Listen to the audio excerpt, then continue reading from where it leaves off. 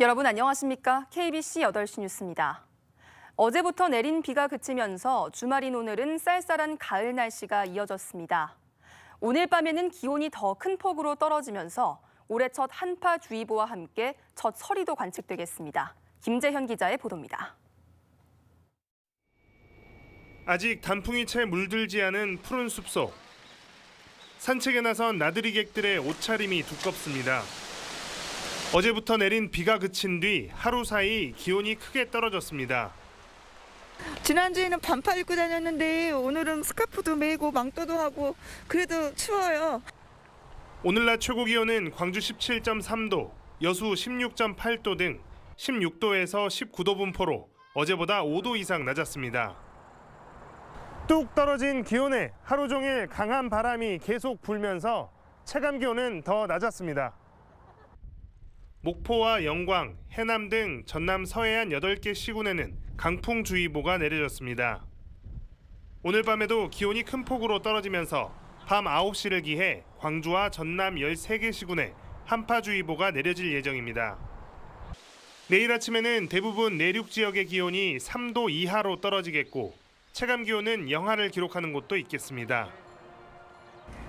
북서쪽에서 찬 공기가 남하하면서 내일 아침 기온이 오늘보다 10도 이상 큰 폭으로 떨어지고 바람도 강하게 불어 체감 온도는 더욱 낮아 춥겠습니다. 산지에는 첫 서리가 내리고 얼음이 어는 곳도 관측되겠습니다. 이번 추위는 월요일인 모레까지 이어질 것으로 전망됩니다. KBC 김재현입니다. 오늘 하루 광주와 전남에서 코로나19 신규 확진자가 18명 추가됐습니다. 광주에서는 기존 확진자의 일가족 3명 등 모두 6명이 추가로 확진 판정을 받았고, 전남에서는 신안 초등학생 확진자와 관련해 같은 반 친구들과 그 가족, 지역 아동센터 교사 등 4명이 추가 감염되는 등 모두 12명의 신규 확진자가 발생했습니다. 현재까지 코로나19 백신 접종 완료율은 광주가 63.2%, 전남이 69.5%를 기록하고 있습니다. 다음 달부터 중증 환자 중심으로 코로나19 방역 체계를 재편하는 단계적 일상 회복이 시행되는데요. 본격적인 가을 여행철을 앞두고 주요 관광지에 코로나19 선별 진료소가 속속 설치되는 등 방역과 관광, 두 마리 토끼를 잡기 위한 준비도 분주합니다. 정경원 기자입니다.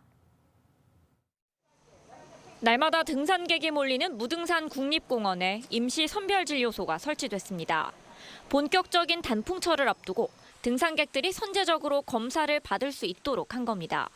다음 달 국향대전이 개최되는 한평 엑스포공원을 비롯해 전남 주요 관광지 7곳에도 임시 선별진료소가 운영에 들어갔거나 조만간 문을 엽니다. 나들이객들은 물론 인근 주민들도 무료로 선제검사를 받을 수 있습니다. 엄마 병원에 병문안 가려고 지금 검사 받았습니다. 본격적인 가을 여행철을 앞두고 지자체들이 방역에 힘을 쏟고 있습니다. 주요 관람 동선에는 50m 간격으로 계도 요원을 배치해서 방역 수칙에 대해 철저히 안내하는 등 안심 축제가 되도록 대응해 나갈 계획입니다. 전라남도는 이달 말까지 관광지와 숙박업소 등을 중점 점검하는 등 대비에 나섰습니다. 관광객들의 밀집도를 줄이는 한편 접종 완료자를 중심으로 방역 체계를 재편할 계획입니다. 혹시 여행을 가신 분들은 코로나 검사를 받으시고 여행을 가시라. 또 갔다 오셔서도 이제 검사를 받으시라. 그래서 전체적으로 이런 부분이 이제 관광이라든지 전체적인 부분이 방역과 연계돼서 이렇게 갈 것이다 이렇게 보고 있고요. 다음 달 단계적인 일상 회복, 이른바 위드 코로나 시행을 앞두고 올해 남도의 가을 축제가 방역과 관광의 공존 여부를 가늠할 시험대가 되고 있습니다. KBC 정경원입니다. 여수의 한 요트 업체에서 현장 실습 도중 안타깝게 숨진 홍정훈 군을 기리기 위한 애도 기간이 운영됩니다.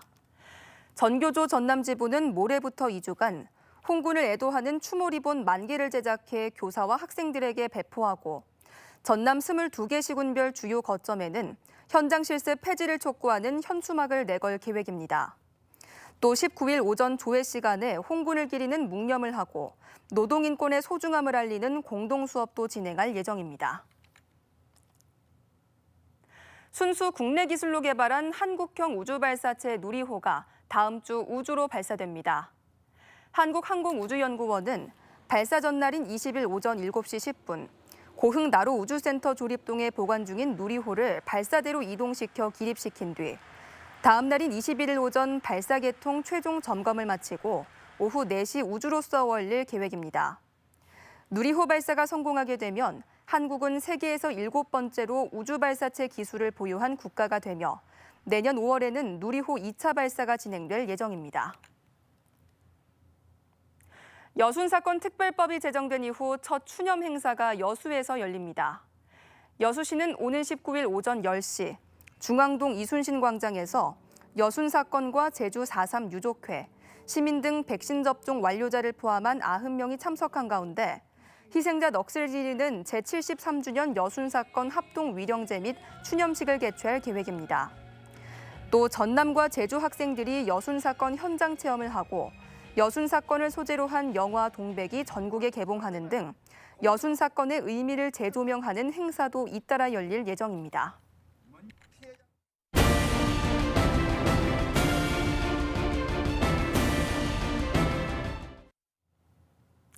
빛가람 혁신도시의 과거와 현재, 미래를 살펴보는 기획보도 혁신도시 플러스 순서입니다.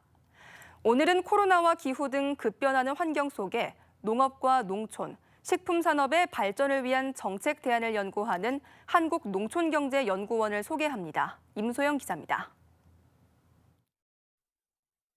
한국농촌경제연구원은 1978년 설립돼 43년째를 맞은 국무총리 산하 국책연구기관입니다.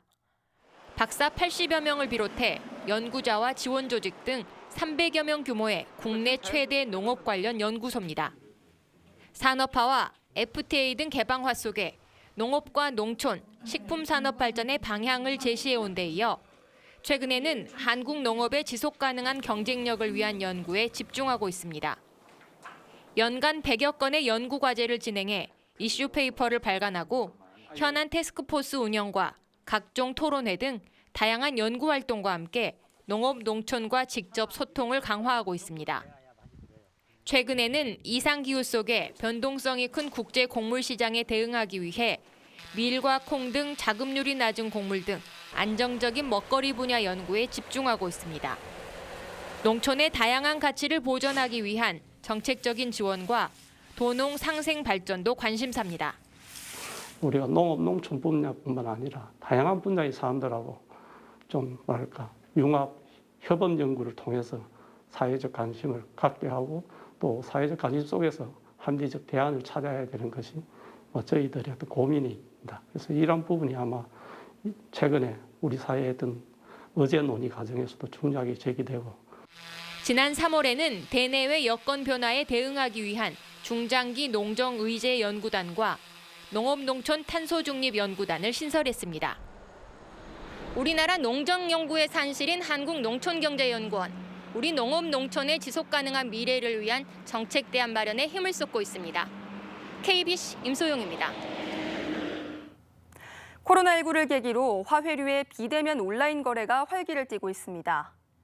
AT 한국농수산식품유통공사는 지난해 말 도입한 화훼류 온라인 매매 시스템을 통해 9월까지 41억 8천만 원의 매매 실적을 기록했습니다.